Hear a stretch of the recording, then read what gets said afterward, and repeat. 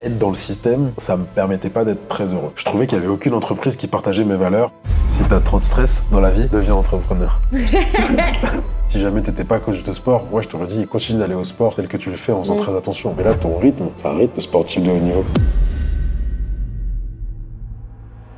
Bonjour David, enchantée. Salut Charlène. Comment ça va? Je suis heureuse de t'accueillir. Pareil. On peut dire un peu comment on s'est rencontrés? Ouais. Donc on s'est rencontrés en backstage. D'un un pote en soir. commun? Ouais. Ouais. Nicolas Thurman. Nicolas Thurman. Il est toujours pas venu dans le canapé d'ailleurs. Non, il va venir bientôt j'espère parce que c'est un grand DJ, un grand DJ parisien quand même. Grand DJ. Il est reconnu. Exactement. Enfin, on fait plus trop de soirées nous, mais... Non, terminé. On est toujours du matin. Ouais. On est des gens du matin. Du matin, mais pas d'after le matin, quoi. Pas d'after. Ça court le matin. Mais d'ailleurs, ça va être le sujet du jour. Ouais, Parce c'est- que nous ouais. deux, on a été pas mal dans la teuf. On a profité, quoi, de notre jeunesse. Ouais. On est toujours jeunes, mais... Et maintenant qu'on est entrepreneur... Toi, tu dirais... Tiens, parce que le sujet, c'est sport-entrepreneuriat. Tu dirais que t'as commencé d'abord le sport ou d'abord l'entrepreneuriat? J'ai d'abord commencé le sport quand j'étais plus jeune. Et c'est ça qui t'a aidé dans l'entrepreneuriat ou l'inverse? Je pense qu'au début, c'était pas du tout lié.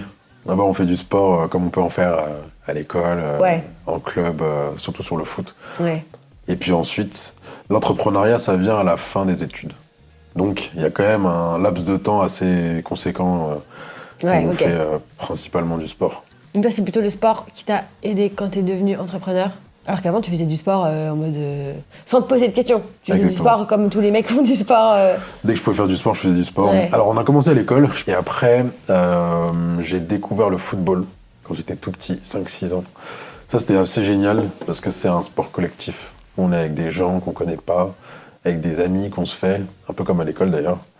Des amis qu'on se fait et qui restent sur la durée. Et plus on évolue, plus on devient plus ou moins bon dans tous les sports qu'on fait. Donc moi, je suis devenu bon dans le foot. J'étais aussi devenu bon dans la natation. Tu faisais plusieurs sports? Ouais, foot et natation. Ok. Foot et natation. Après, je sais pas si les échecs, c'est un sport, mais je faisais beaucoup d'échecs à l'école. Tu sais qu'il y a un sport qui existe? Comment ça s'appelle? Le chessboxing? Où c'est mi-échec, mi-boxe. Tu connais ou pas? Je connais un Ouais. mec qui est... je sais pas s'il est champion, mais bref, il fait ça à fond. En fait, c'est... donc, tu fais un combat de boxe. Et juste après, tu vas faire un match d'échecs. Et du coup, c'est ça, justement, le truc, c'est de te reposer alors que tu viens de tabasser quelqu'un. Enfin, tu vois, Ouais. hein. Non, je pense que ça peut être pas mal. Vraie Moi, ce que j'ai discipline. découvert, pour faire le lien avec ça, c'est que quand tu fais du sport, t'as cette fameuse dopamine, sérotonine Ouais. qui se lâche un petit peu dans ton cerveau. Et là, regarde un film et tu vas voir qu'il y a des émotions qui sont vraiment différentes. Ah ouais T'es beaucoup Ouais, ça plus m'étonne pas. dedans. Ça m'étonne Donc, ouais, je l'ai vu. Et c'est aussi pour ça que d'ailleurs la musique fonctionne aussi très bien quand tu fais du sport. pas. Ah. Genre, tu fais une séance de sport, après, tu vas être plus créatif, plus... Ouais, plus focus. Moi, je fais beaucoup ça. J'ai mon petit carnet, tu sais, où j'écris les pensées. Et entre deux séances de sport, c'est parfait. Ou après une séance de sport. Ouais, c'est cool. Le sport, c'est cool. Mais du coup, pour rebondir, donc toi, c'était sport, après entrepreneuriat, et tu t'es rendu compte que le sport t'aidait pour la discipline. Parce qu'en fait, quand on dit En fait- entrepreneuriat, ça veut dire quoi? En fait, Entrepreneuriat, ça exactement. veut dire bosser de façon intelligente et rigoureuse. Je vais être encore Efficace. plus logique. Le sport, c'est universel. Qu'on aille bien, qu'on aille pas bien, qu'on soit jeune, vieux, n'importe. Le sport, c'est universel. Donc, au début, ça a commencé par le sport. Après, on fait des études. Les études, c'est comme un entonnoir. On commence par faire des choses qui sont extrêmement générales. On fait tous la même chose. CP, CE1, à l'époque, je sais pas si ça a changé, mais CP, CE1, Toujours, je CE2 crois. jusqu'à CM2. Après, ça commence à rentrer au collège. Et on commence à se spécialiser. Et à ce moment-là, on commence à se découvrir, à savoir qui on est. Mais on est quand même drivé par ce qu'on appelle les parents, qui nous disent, voilà, fais ça, fais ça, fais ça, fais ça. Puis tu arrives aux études supérieures, où j'ai tenté de faire 2 fois la première année de médecine, parce que ma mère m'avait un peu poussé là-dedans. Puis j'ai 3 grandes sœurs, donc je voulais devenir gynéco. Là, tac, tac, les logiques se font dans ce sens-là. Et Oui. ensuite, tu traces tout droit sur les matières dans lesquelles tu étais bonne, je dirais au lycée, Ouais. donc les mathématiques principalement. Et puis, petit à petit, tu essayes d'utiliser tes points forts. Donc, d'une manière, tu essaies de les utiliser dans le sport pour faire les sports où tu es fort, parce que si jamais tu es nul dans un sport, tu vas pas rester très longtemps. Ouais. Donc, tu fais ça et dans le sport et dans les études. Ouais. Petit à petit, cet entonnoir, il devient encore un peu plus serré, où j'ai commencé véritablement les études après médecine, par des mathématiques, sens large, après de l'économie, après de la finance de marché, Et Ouais. pour remarquer qu'en fait, être dans le système, ça me permettait pas d'être très heureux. Et c'est comme ça que l'entrepreneuriat est arrivé. C'est comme ça que j'ai décidé de monter ma boîte de finances, c'est que je trouvais qu'il n'y avait aucune entreprise qui partageait mes valeurs et mes principes, qu'elle soit tournée vers le sport, ou qu'elle soit tournée vers la finance et ce que je souhaite faire pour mes En clients. fait, t'as gardé le même métier, mais juste tu voulais l'indépendance, la liberté d'être toi-même. Ouais. Mais plus pour les valeurs et la vision que pour l'organisation de ton emploi du temps. C'est même difficile de dire que pour l'organisation de son emploi du temps parce que je suis pas toujours organisé. Ok. Mais je sais que en ayant un emploi du temps qui est géré uniquement par moi, ça me permet d'être flexible, notamment cette interview qu'on fait ensemble. Oui, je Bah, t'ai demandé si t'étais dispo, tu peux Hier venir. soir. Ouais. Hier soir pour aujourd'hui, ce matin. Donc ça permet de pouvoir faire ça. Ça Ouais. permet de pouvoir avoir Saisir des les échanges. opportunités. Saisir les opportunités. Grave. Exactement. Et aller faire ta séance de sport sur les horaires où il y a moins de monde à la salle, par exemple. Exactement. Pour moi, c'est le truc numéro 1 pourquoi j'ai voulu entreprendre, travailler pour moi-même. C'est pour la flexibilité de l'emploi du temps. Ça me rendait ouf de tous les jours devoir arriver à la même heure au bureau, d'être dans ces horaires-là. Si tu veux prendre un rendez-vous médecin, galère.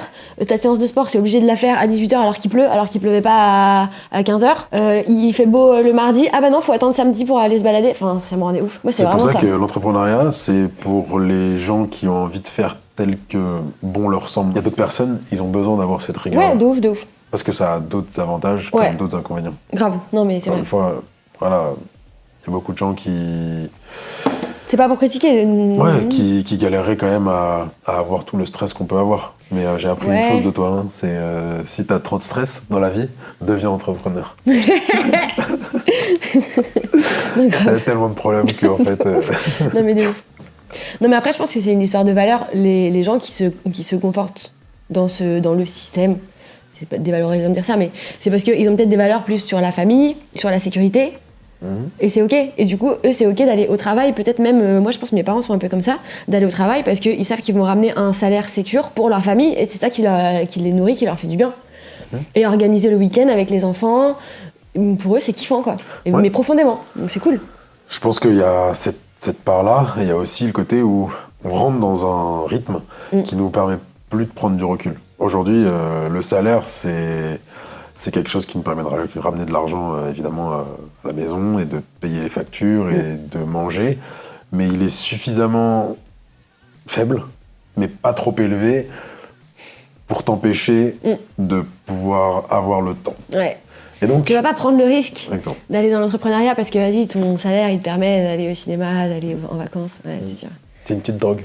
C'est une C'est une petite drogue, des petites... Donc même si t'aimes pas toujours ce que tu fais, tu sais qu'à la fin, t'as ta petite drogue qui te permet de pouvoir finir les fins de mois. Ouais. Qui te fait du mal, mais qui te fait du bien sur le coup. Comme la clope. Et comme le sucre. Et comme le sucre. Ouais. Et comme toutes les Et addictions qu'on peut comme avoir. toutes les mauvaises addictions, du coup. Parce que le sport, si jamais c'est une addiction, elle a pas ses mauvais côtés. Il y a des mauvais côtés. Il peut y en avoir. Et Le les tendinites au genou. Les tendinites au genou. De tout ce qu'on vient de dire, le plus important, c'est de s'écouter. Donc, que ça soit dans la bouffe, que ça soit dans le sport, que ce soit dans le travail, c'est ça, le problème, c'est qu'on s'écoute plus. Notre attention, elle est prise par ce qu'on appelle les réseaux sociaux, par le monde extérieur. Et je trouve que l'entrepreneuriat, ça nous reconnecte un petit peu. Ça nous reconnecte avec la réalité, ça nous reconnecte avec... Parce que les t'es difficultés. obligé T'es de obligé d'être t'écouter là. pour prendre tes décisions. Mais aussi, ça... T'es quand même souvent happé dans le quotidien. Enfin, ça dépend quel genre d'entrepreneur t'es. Encore Mais une fois. happé dans le quotidien, c'est ça la vraie vie. C'est ça, la vraie Ouais. vie. C'est ton quotidien. Ouais. Personne d'autre n'a ce quotidien-là. Ouais. Et donc, je connais personne d'autre qui fait le travail que toi, tu fais. Non, c'est sûr. Dans ta vie à toi. Oui. Entre le sport, le côté prof de sport et le côté où tu es gérante d'une société. Ouais. Donc ces deux choses-là, peut-être que d'autres personnes le font dans le monde entier, hein, pas de problème, d'être et sportif et coach et Oui. ça, mais de le vivre tel que tu le fais, il n'y a que toi qui le fais. Ouais, De bah, vivre la vie que on je est, mène, on il y a est que moi unique, qui le fais. chacun est unique. Bien sûr. Mais certaines personnes qui ont un salaire dans une entreprise, qui font une tâche qui est répétitive, à un moment donné, elles travaillent plus pour elles-mêmes, elles travaillent principalement pour l'entreprise en elle-même, Ouais. pour simplement ramener de l'argent, et cet argent-là qui permet de pouvoir nourrir un petit peu tout l'écosystème qui tourne autour. C'est sûr, c'est sûr, c'est sûr. Donc, Il faut tout pour faire un monde. il faut de tout, bien sûr. Et c'est ça, il faut rester flexible. Il faut rester flexible avec soi-même, il faut rester flexible avec la vision de chacun. Ouais. Ta vision, elle est différente de la mienne. Ouais. Je respecte. Il y a beaucoup de personnes qui ne respecteraient pas que tout le monde a une vision différente. Ouais. Donc, Oui. c'est hyper important. Savoir sortir de sa zone de confort en écoutant. Un maximum. Ouais. Faire Et des reconnaître quand on est dans une zone de confort. Reconnaître en fait déjà quand on est dans une zone de confort, c'est bien. Ouais. Et à l'inverse, ne pas tomber dans l'extrême opposé, c'est de toujours vouloir sortir de sa zone de confort. Ouais. Un problème que j'ai. Ouais. Dès que je suis trop dans Ouais, t'as la dit trop comme ça. stabilité, il faut bouger un peu les choses. Et là, Mais c'est là après, où on se perd t'as un pas peu. l'air non plus d'être. De te faire du mal de façon malsaine. À chaque fois, tu me dis tes nouveaux challenges, ça reste des challenges qui sont sains pour sortir de ta zone de confort. Ça te nourrit d'une façon saine, j'ai l'impression. C'est vrai, mais ça l'a pas toujours été. Donc, l'apprentissage, la sagesse qu'on peut acquérir, elle provient un peu de ce cercle, je dirais, plutôt vertueux. C'est Ah à ouais. force d'avoir des challenges, de pouvoir réussir à différencier les challenges qui sont complètement cons. Et Ah, les tu penses challenges- qu'avant, c'était en mode challenge déjà, mais c'était des challenges pas malsains, mais. Bien sûr. Ah ouais, genre lesquels? On va rouler vite avec tous les véhicules qui font plein. C'est pas des challenges, ça. Non, mais Si. c'est un peu écouter la petite voix qui te dit Ouais, accélère, sors de ta zone de confort, Ouais. prends le risque. accélère, accélère, Ouais. accélère. Mais c'est la différence entre prendre un risque et. Enfin, c'est pas pareil, je trouve. Bah, se challenger, c'est prendre un risque. C'est essayer Ouais, quelque chose mais genre qu'on n'a là, jamais faire essayé. un marathon, faire l'Aerox, Ouais. bon, il n'y a pas de risque en soi. Pas de risque de mourir, alors que rouler à 200 sur le périph'. Exactement. Ça s'appelle la sagesse. C'est-à-dire de ne pas avoir les mêmes challenges que quand j'étais plus jeune. Ouais. Donc oui, mais si j'avais pas fait toutes les conneries que j'avais pu faire quand j'étais plus jeune, je ne saurais pas que c'est des conneries. Ouais. Donc aujourd'hui, je les connais. Ouais. On prend moins de risques, on est plus à l'écoute de son corps, on voit qu'on n'est pas éternel, donc Ouais. on fait plus attention à ce qu'on fait, donc forcément les challenges qu'on se met ils sont un peu plus intelligents. Oui, Ouais. un marathon, même si c'est... Il y a des risques, hein. Il y a des risques, personne n'est destiné à faire 42 km avec, sur ses genoux, surtout quand on pèse 82 kg. Mais il y a d'autres personnes qui font 100 km, 150 km. Donc il faut aussi savoir de quelle manière on peut utiliser son corps et comment petit à petit l'amener à atteindre ces objectifs-là. Mais Ouais. le corps T'arrives à s'use t'écouter, toi? de plus en plus. Ouais, bien sûr. La Genre, tu serais méditation. prêt à te dire là, bah en fait, je vais pas faire l'Aerox parce que mon genou, il se répare pas? Parce que quand même, tu me dis, ouais, les médecins, ils arrivent pas trop à trouver ce que j'ai à mon genou, j'ai tout le temps mal, mais je viens de m'inscrire à un Aerox. Tu m'as dit quoi d'autre? Aerox? Oui, j'estime que à 33 ans, le problème, on va le trouver. Si jamais ça avait été à 50 ou 60 ans, là, je me serais peut-être posé un peu plus de questions. Mais Ok. pour T'es l'instant, optimiste. l'Aerox, c'est dans 5 mois. Et ça m'est déjà arrivé. Hein. Je m'étais enregistré dans un marathon trail. Et la veille, j'avais les adducteurs qui tiraient la tronche. J'ai dit, c'est pas possible, j'y vais pas. Et d'ailleurs, quand t'avais fait ton marathon, c'est pas quelques jours après, t'avais le triathlon, non? T'avais quoi? C'était un mois après. Un mois mois après le triathlon De de Deauville. Deauville, ouais. Et tu l'avais fait, Je l'avais fait. alors que t'avais déjà mal au genou. Ouais, mais j'avais plus mal. Ok. Genre là, moi, tu me conseillerais quoi? Non. J'ai tendinite au genou, tendinite quadrinale, comme on dit. En fait, Parce qu'il y a rotulienne, enfin, il y a plusieurs tendinites du genou. premièrement, je suis pas un médecin. Mais je te poserais plus des questions sur ton rythme de vie. Si jamais t'étais pas coach de sport, moi, je t'aurais dit, écoute, continue d'aller au sport tel que tu le fais en faisant très attention. Mais là, ton rythme, c'est un rythme de sportif de haut niveau. Donc à ce moment-là, s'il y a une sportive de haut niveau, tu lui dis pas arrête-toi, bah, je sais ce qu'elle va faire, elle va continuer à bosser tous les jours. Donc Je peux adapter, je pense.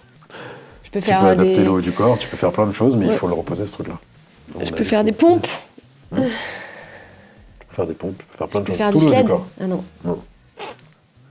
Tu peux surtout aller consulter un médecin. J'ai vu, il m'a dit c'est tendinite, c'est repos.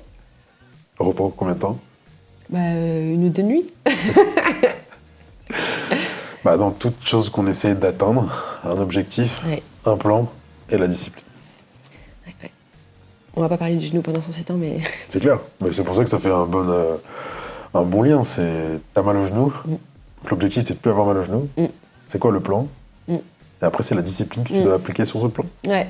C'est ce Bah, je tu pense dois que avoir. l'objectif n'est pas encore assez set-up dans ma tête. Parce que l'objectif de continuer à faire du sport, il est plus fort. Enfin, l'envie. Ah, c'est pas pareil. Oui, comme on dit, si tu veux apprendre à courir vite, il faut apprendre à courir lentement. Mais les gens, ils galèrent à le Ça veut dire comprendre. quoi, ça? Ça veut dire quoi? Ça veut Faut dire d'abord qu'il faut- apprendre à courir. Non, à courir lentement. Ça veut dire que il faut faire des séances d'endurance fondamentale où ça te permet de pouvoir préparer ton corps à des exercices un peu plus longs. Par exemple, 40 minutes de course sur un rythme qui est extrêmement faible. Même si ton corps il te demande d'aller plus vite parce que tu as de l'énergie, à toi de le garder dans cette petite zone d'effort fondamental. Et c'est cette zone-là que tu dois essayer d'avoir. Et là, tu veux pas. Toi, t'es bourré d'énergie. Donc, dès que tu peux. Et c'est comme ça qu'en fait, qui veut aller loin, ménage sa monture. Ouais, je vais ménager ma monture. Là, c'est toi. Non, c'est vrai, en plus, j'ai envie de durer. J'ai encore plein de choses à vivre. C'est clair. Et donc, tout ce qu'on fait aujourd'hui, on le paiera plus tard. Donc, autant faire des bonnes choses. Ouais. Le corps est une éponge. Il n'oublie rien. Ouais. Donc, montre-lui les bonnes manières de faire. Ouais. Et montre aussi à tes élèves la bonne manière. Là, j'ai adapté mes séances en ce moment. On travaille mobilité, bassin et dos. Donc, les squat, jump pour l'instant, tranquillement. J'adapte, quoi. Ou sinon, tu leur montres la séance, mais t'es pas obligé de la faire. Ouais. Ou sinon, tu la fais que sur la genou gauche. Ouais. Mais ça, tu vas pas y arriver. Ça peut galère. Sinon, je prends un élève et je le mets en exemple. Mais bon. Tu veux venir faire l'exemple dans mes cours ? Plaisir. Ouais, non, je voulais dire tout à l'heure, moi, un des trucs qui m'a le plus impressionné, c'est que je pense que c'est la période où on a commencé à être un peu plus proches, genre dans nos vies perso, sinon on se voyait beaucoup en soirée. Et genre, tu m'as dit, ouais, je fais un marathon la semaine prochaine. Je sais plus, genre, je suis venue chez toi et t'étais en train de bouffer des pâtes ou des huîtres. Ah, tu mangeais que des huîtres. Et genre, tu m'expliques que tu manges ça parce que t'as un marathon. Non, c'était le lendemain en plus, je crois. Je dis, mais depuis quand tu cours ? En fait, tu courais même pas, mais t'allais faire un marathon. Alors, je courais quand même un peu, mais je préparais pas de marathon. Okay. J'ai eu la chance d'avoir un dossard. Ah oui, par une fille qui a annulé sa course. Exactement. Donc, ça m'a permis de comprendre comment fonctionnait le corps. Si tu cours tous les jours, bah, tu as un certain volume de course. Donc forcément, quand tu arrives le jour du marathon, si jamais tu fais ce volume-là, tu n'as pas trop de difficultés. Après, la préparation, c'est qu'en général, je dirais plutôt quand tu veux établir un chrono. Ouais. Quand tu veux avoir un chrono, quand tu veux faire quelque chose. Moi, mon premier objectif, c'était de finir un marathon. Parce qu'on m'a dit, voilà, les premiers... Tu penses que n'importe qui court un peu peut faire un marathon ?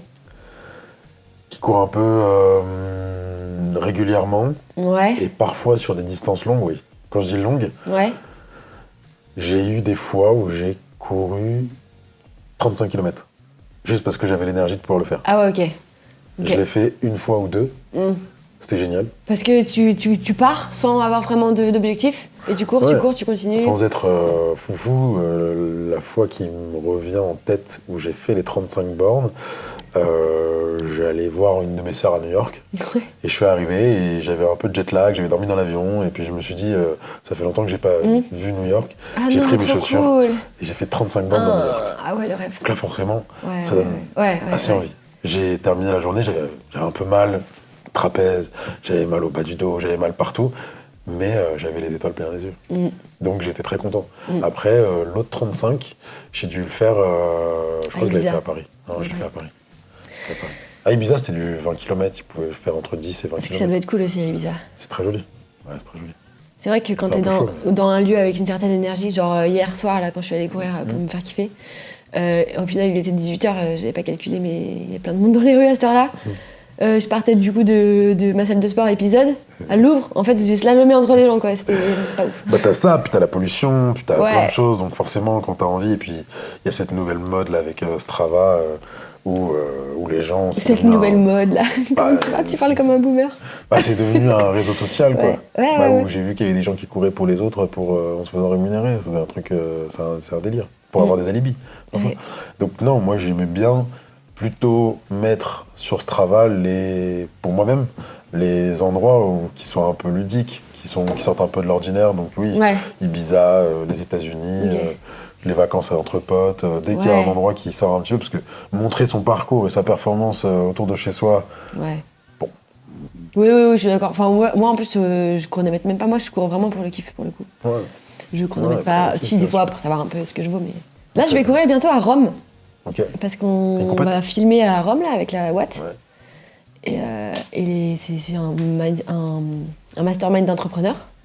Du coup, on s'est dit qu'on allait aller courir. Et je pense que je vais avoir ce kiff-là de courir en découvrant une autre ville, en étant dans une vibe différente. Avec des monuments qui sont absolument somptueux. Et surtout, par contre, il fait chaud. C'est très chaud. En été. Là, c'est la semaine prochaine. Il va faire chaud. En général, tu te balades plutôt avec un petit pied de Après, je sais pas si t'es au courant, mais moi je donne des cours de sport dans une salle chauffée à 40 degrés, donc ça va pas. Et tu cours sous 40 degrés? Non. Ouais, courir sous 40 degrés. Si, quand j'étais au Mexique, j'allais courir dehors, mais le soir, j'attendais qu'il fasse un peu plus frais. Ouais. Bref. Jamais couru, je crois, à Rome. Non, je t'ai dit, j'étais en scooter. T'as pris un petit Vespa? Petit Vespa rouge. C'est cool. À combien de kilomètres/heure tu cours? Bah, ça va dépendre de la distance. Ouais. Genre ton marathon, tu l'as fait en combien de temps? Je l'ai fait en 3h57.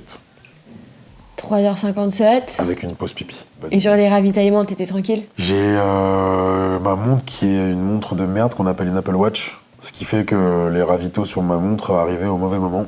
Donc j'ai eu plein de galères.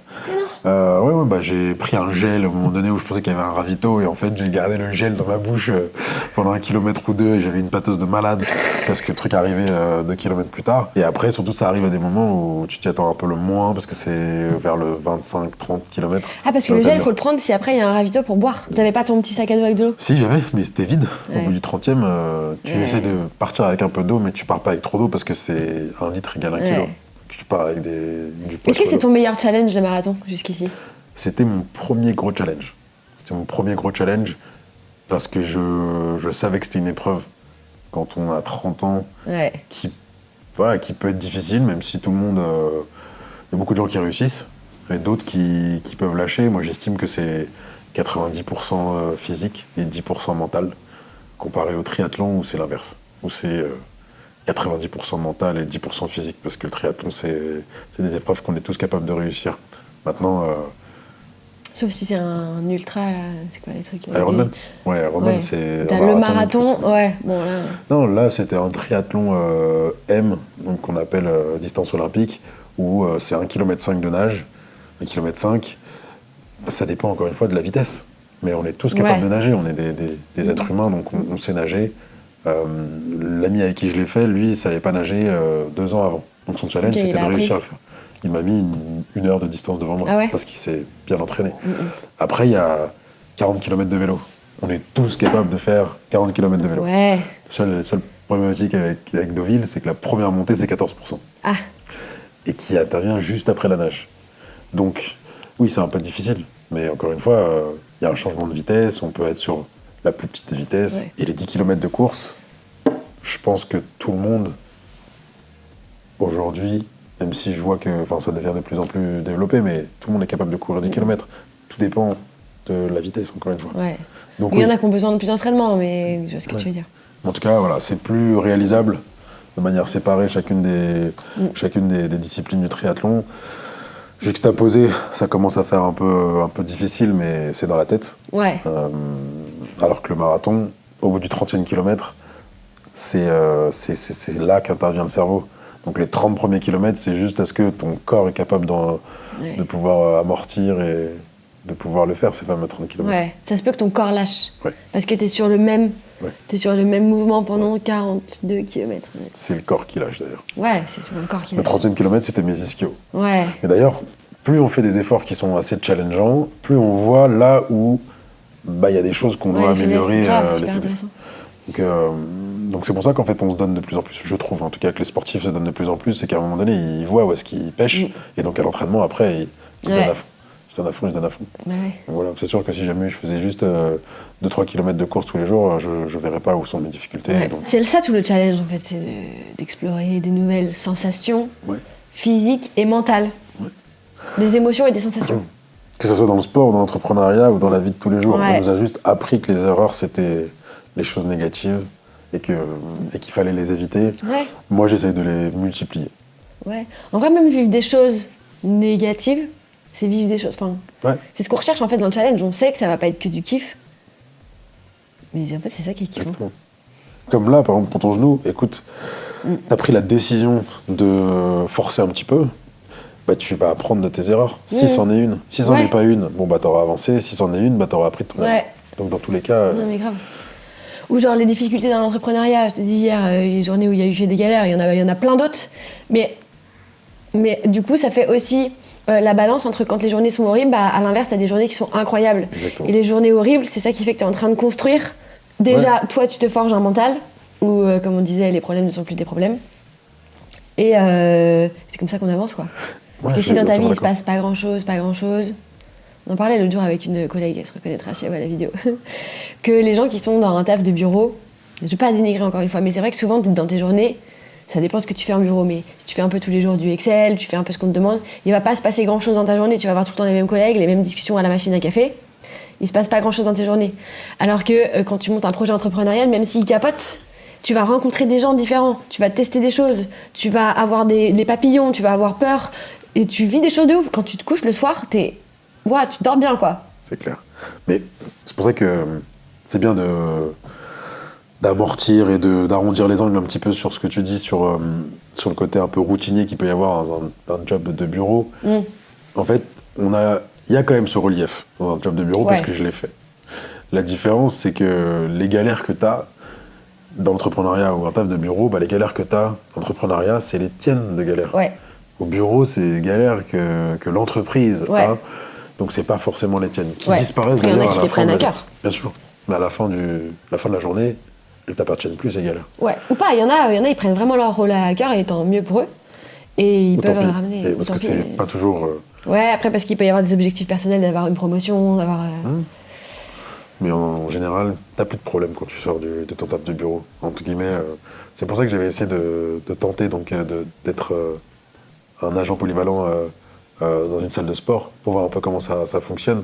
Et j'ai remarqué que oui, en ayant mon travail d'entrepreneur, en étant sportif, et de l'autre côté d'avoir un CDI, la chose la moins pesante, c'était ce CDI. Parce que dès que je terminais la journée, il n'y avait plus vraiment j'ai plus besoin de me laisser une place. Alors que dans l'entrepreneuriat, on y pense tout le temps. On y pense tout le temps, matin, midi, soir, au réveil, au coucher. Ouais. Donc, mais moi, je trouve que c'est ça qui est kiffant. Mais bon. Après, peut-être aussi parce qu'on est célibataire, on n'a pas d'enfants. On n'a pas d'autre chose à foutre de notre vie que de penser à notre entreprise, en fait. Je pense que c'est un peu ça. Finalement, les crises de la trentaine, la quarantaine, etc., de la vingtaine, l'adolescence, etc., je pense que c'est des changements de cap à prendre en fonction de l'évolution qu'on a. Donc oui, à 30 ans, on voit qu'il y a soit des gens qui vont se marier et avoir des gosses, ou soit t'as des gens qui vont commencer à faire des marathons, des triathlons, des aérox. C'est juste de trouver un sens à sa vie à chacun des moments où on c'est ça le plus important, de faire 30 ans, ce qui nous plaît. 40 ans, on aura encore des changements, on va appeler ça une crise. 50 ans, on va appeler ça une crise, 60 ans, Non, j'ai entendu un mot il n'y a pas longtemps, ça s'appelle des épiphanies. Les moments de switch de ta vie comme ça. Ils sont à nous de savoir comment les interpréter. Est-ce que c'est une crise ou est-ce que c'est une chance? Et d'y aller, d'y aller quoi. Pas se dire, attends, j'ai trop envie de faire ça là, mais non, ça me demande de tout changer, c'est chiant. Encore une fois, c'est une question de point de vue. Comme les dépressions, quoi que ce soit, une dépression, c'est un signe de bonne santé.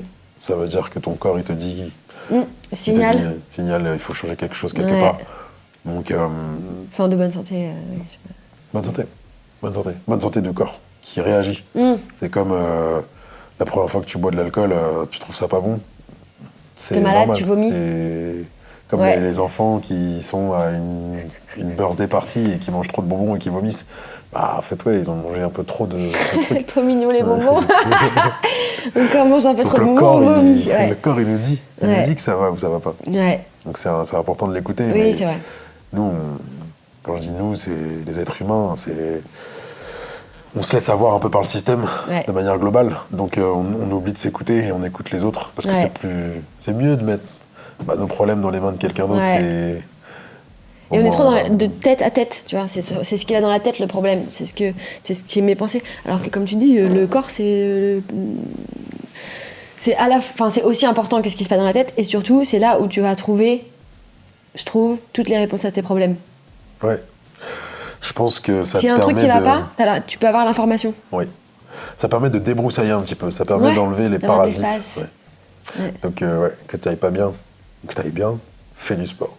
Que tu sois... Ou bouger, en fait. Parce que faire du sport, peut-être, le terme, il peut faire un peu peur en mode... Attends, quoi, tu sais, ça fait un peu performance physique, sport. En fait, juste bouger, hein.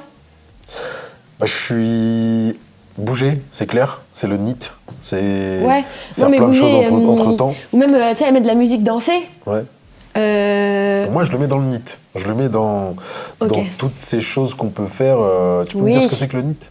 Ouais, c'est marcher, prendre les escaliers à la place de l'ascenseur, aller faire tes courses à pied au lieu de prendre la voiture. Exactement. D'ailleurs, ça veut dire quoi NEAT? Est-ce que c'est N-E-A-T? L'acronyme? C'est pour ça que je te posais la question. Ouais. Mais c'est C'est in sur English. Internet. It's English. Le NEAT, si c'est Non-Exercise Activity Thermogenesis. Ouais. La thermogenèse sans activité physique. Bah, C'est bon, j'ai retrouvé ce que je voulais dire. également connu sous le nom d'activité physique. Mais oui, mais il y a quand même activité physique. Bref, on a compris. C'est sûr que marcher, ça peut donner une activité physique, mais C'est bougé. ça me donne l'idée de ce fameux mec assez connu dans le monde, dont je donnerai le nom à la fin, dont je t'ai déjà parlé, qui a dit qu'il y avait deux choses qui étaient importantes. La première, c'est reading, donc lire. Ouais. Tout ce qu'on est en train de se dire là, je pense qu'on a appris énormément de choses à travers les bouquins et à travers clairement. les lectures qu'on peut faire. Donc, en 2025, tout ce qu'on a comme problèmes qui interviennent, je pense que c'est déjà intervenu dans le passé. Et donc, on peut trouver des bouquins qui nous permettent de pouvoir un peu transformer les problèmes qu'on a aujourd'hui. Ça, c'est la première des choses. Et la deuxième des choses qu'il a dit, et c'est pour revenir sur ce côté sport, véritablement sport et non pas NEAT, c'est que c'est running, courir. Courir pourquoi ?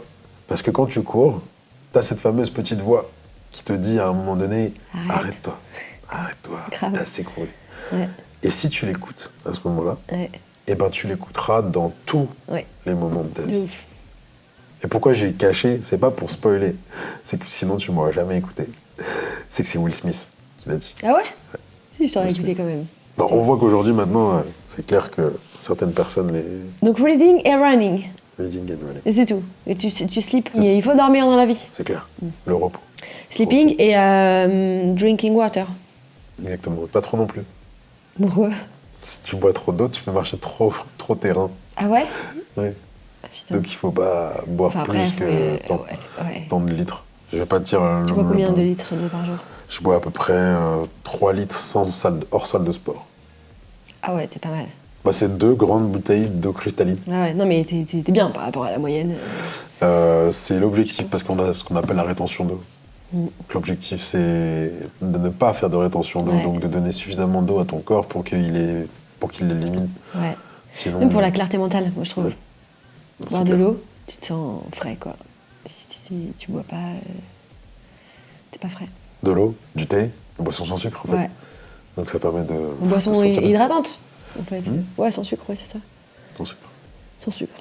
Donc toi, le sport c'est hyper important.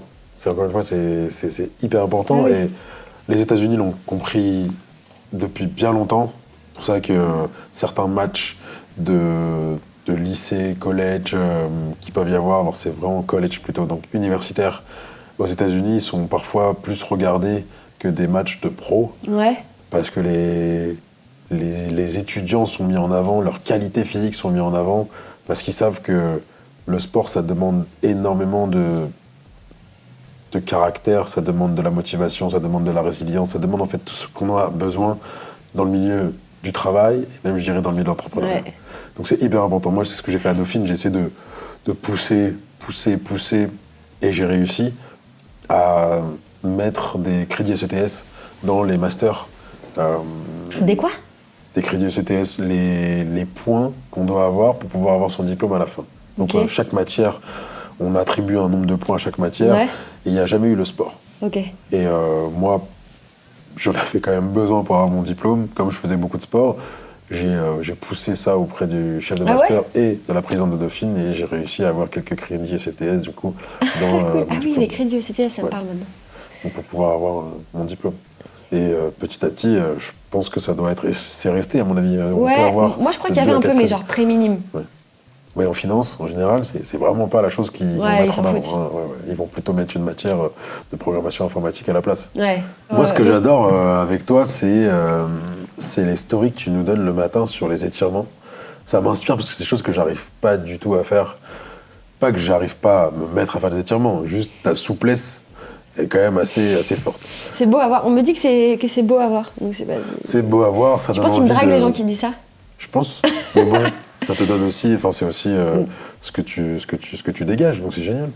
C'est génial. Non, ouais, Et en vrai, derrière, les petits flows, là, j'appelle ça des flows. Mais en gros, c'est du stretching. C'est de la mobilité stretching. Ça fait grave du bien. Mais tu fais pas du stretching, toi ? Si, mais à la fin d'une séance Ok. de sport. Mais j'aimerais le bien pouvoir matin être... c'est la vie. Le matin, j'essaye un petit peu, mais je suis tellement rouillé que j'ai l'impression de faire mon stretching en te regardant faire ton stretching. Donc c'est cool. Ah bah écoute, c'est Moi, bien. ça me suffit. Mais c'est vrai que moi, en fait, le matin, justement, c'est parce que je me sens rouillée que je commence à le faire. Les premiers mouvements, je suis pas flex du tout. Hein. C'est clair. C'est un peu genre, ça tire, je sais pas comment dire.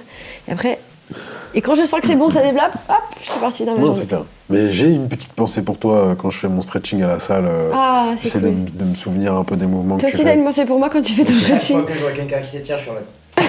Ah, ça y est, il y a son accéléré là. qui N'importe tombe, quoi. C'est ouf.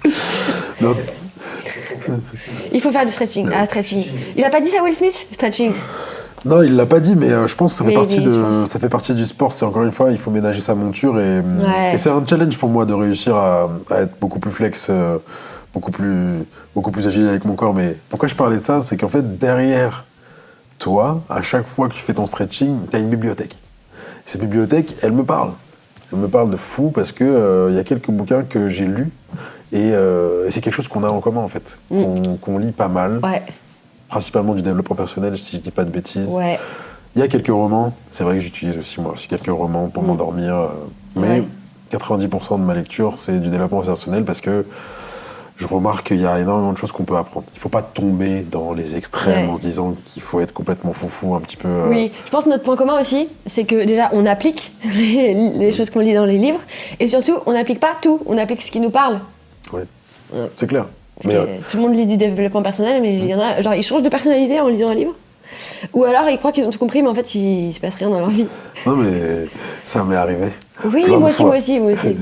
Donc, c'est vrai que petit à petit, c'est toujours encore cet effet entonnoir qu'on peut avoir. C'est bon, j'ai découvert que le développement personnel pouvait m'apporter énormément de choses. Donc, je mets plein de choses dans ma besace et il y a Ouais, normal. plein de conneries. Mais c'est vrai que je donnerais dans le développement personnel, par exemple, le bouquin pour arrêter la cigarette, Ouais. grâce auquel j'ai vraiment arrêté, bon, plusieurs fois. Ça n'a pas toujours gardé la tête hors de l'eau, mais Et à chaque fois que je t'as l'ai la relu, conscience d'esprit de reprendre ce bouquin quand tu reprends la clope. bien sûr, Plutôt que de dire ah vas-y c'est mort, je l'ai lu une fois, j'ai réussi, maintenant j'ai pas réussi, j'arrête. c'est clair. Maintenant, c'est vrai que j'aimerais pas que les gens pensent qu'il faut le lire plusieurs fois pour y arriver. C'est simplement que j'ai pas suivi les instructions. Tu penses? Parce que sinon, oui, il suffit de le lire une Mais c'est fois. pas et aussi c'est parce ça. que t'as des changements dans ta vie? Normalement, les changements dans ta vie ne t'obligent pas à reprendre la cigarette. C'est plutôt que j'ai plusieurs vies. C'est pas des changements dans ma vie, c'est plusieurs vies. Que ce soit mon milieu artistique, où je suis un peu DJ, le milieu sportif, Ouais. le travail, c'est là où on perd quelques habitudes et on est un Ouais. petit peu... Ouais, bah je On a pense que c'est un le peu cas lié de à tout le monde. nous-mêmes. Hein. Tout le monde a un peu plusieurs vies. Ouais. Et c'est comme ça que tu vas perdre une mauvaise habitude et qu'il faut avoir la flexibilité de la reprendre, de s'en rendre compte. Parce que des fois tu te dis, eh mais attends, c'est pas l'année dernière je faisais ça, et j'ai arrêté de le faire, je sais même pas à quel moment j'ai arrêté, et j'ai jamais repris et tu reprends jamais. C'est vrai. Beaucoup de gens avec le sport ils font ça, ou la méditation. On prend une bonne habitude et un jour on arrête, parce que y a, ouais, une de tes vies, je sais pas, tu rencontres quelqu'un, tu tombes amoureux, ou tu changes de travail, ou des trucs comme ça. Bah, on marche beaucoup par mimétisme. Donc il Ouais. suffit qu'on soit dans un environnement où tout le monde fume et où ton Ouais. cerveau il se dit bon bah, en fait si tout le monde fume bah, pourquoi moi je fumerais pas. Ouais. Alors que t'as beau avoir lu ce bouquin qui te dit bon c'est un peu complètement con de fumer et ça t'apporte rien Ouais. et donc tu dois juste changer cette habitude et reset un petit peu tout ça. Ouais.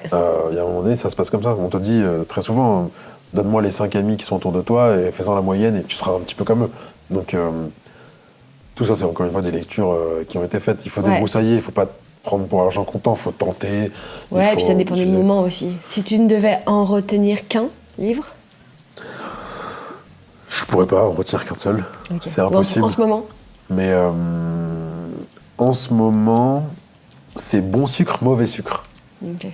C'est mon petit livre de chevet du moment parce que je remarque à quel point l'industrie du sucre nous lobotomise.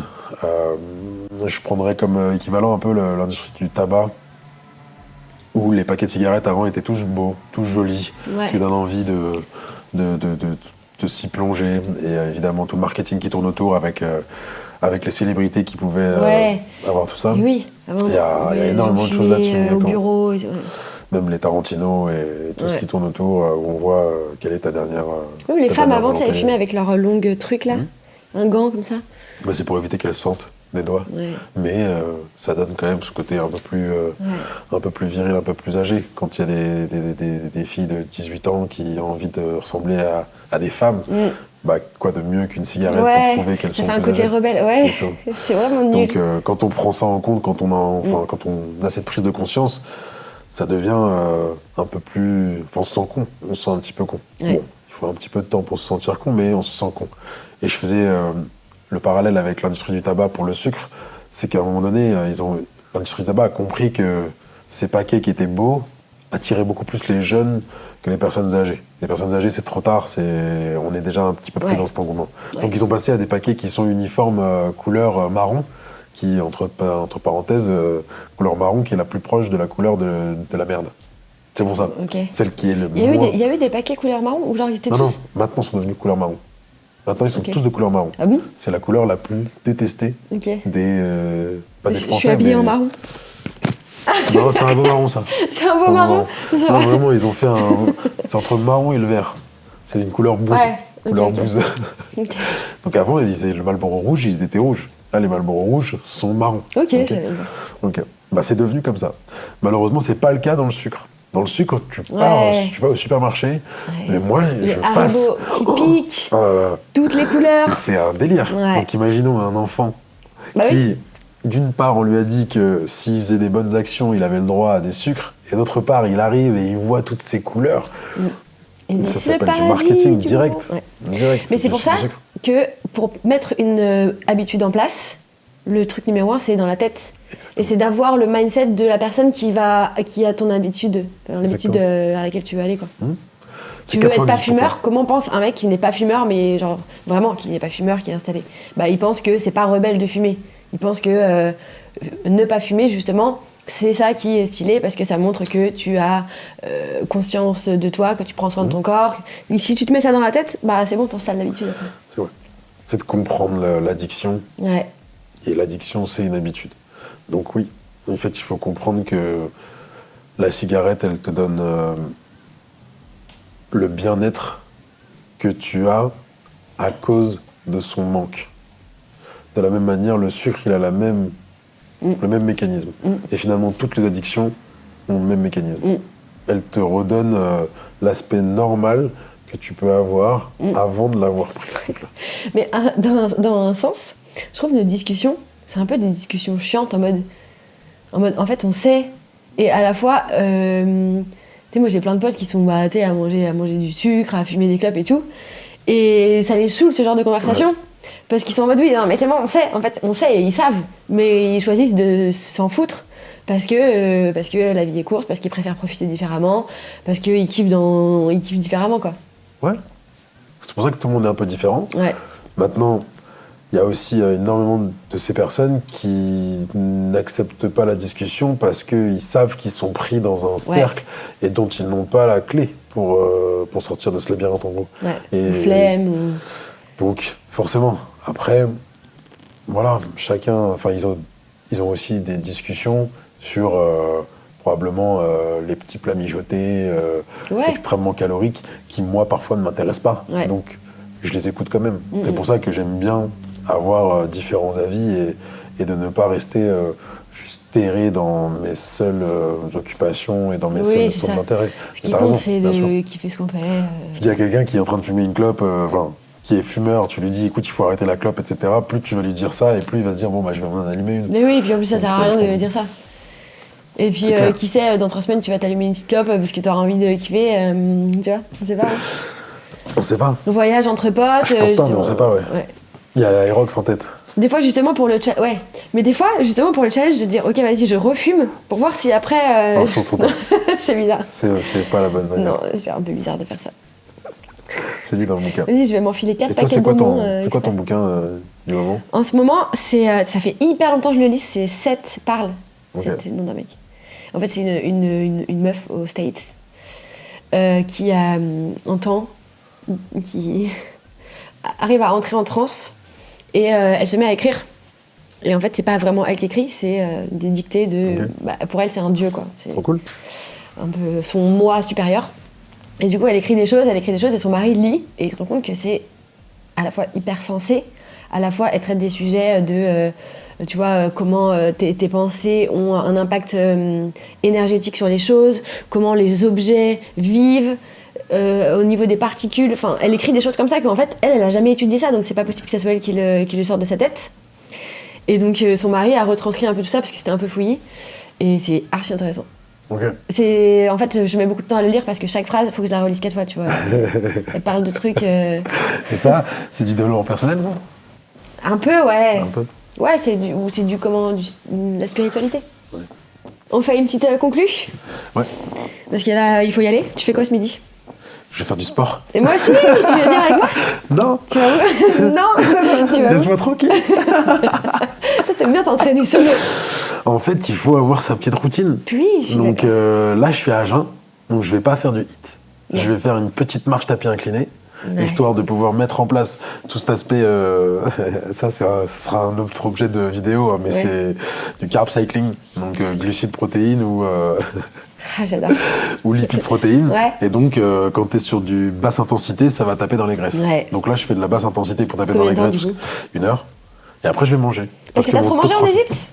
J'ai pas mal mangé. T'as pas mal mangé en Égypte, du macro? Ça va. Ah, il veut montrer ses abs à la caméra. Un jour, on fera une vidéo. On a déjà fait une vidéo à la salle en plus. Donc, non, exactement. Sport, déjeuner et boulot. Boulot. Ouais, bah oui. Parce que là, je t'ai gratté 2 heures de ton temps. Exactement. Donc, tu m'as permis d'avoir. Exactement. Ouais. Tu m'as permis d'avoir 2 heures avec toi. Du partage. C'est longtemps que je t'ai pas vu. Ouais. C'est plaisir de te voir. La dernière fois, c'était à la soirée d'ouverture de Jade. Exactement. Jade Rouby, qui va certainement regarder la vidéo aussi. Exactement. Et toi, c'est quoi ton programme? Bah là, j'ai un coaching. Ouais. Je vais entraîner mes élèves chéris dans ma salle à 40 degrés. Après, je reviens ici parce qu'on a tournage cet après-midi avec messieurs, le cadreur. Et ce soir, j'ai encore un autre coaching au cercle boxing cette fois-ci. Ok. Tout ça sans genoux. Mais t'inquiète. Merci Charlène pour ce moment. Avec plaisir, merci à toi. On remet ça. Ouais. Ciao.